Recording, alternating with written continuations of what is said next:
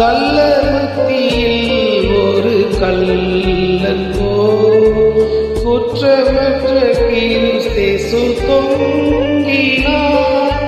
கள்ளமத்தியில் ஒரு கள்ளன் குற்றமற்ற கிறிஸ்தேசு தொங்கினார்.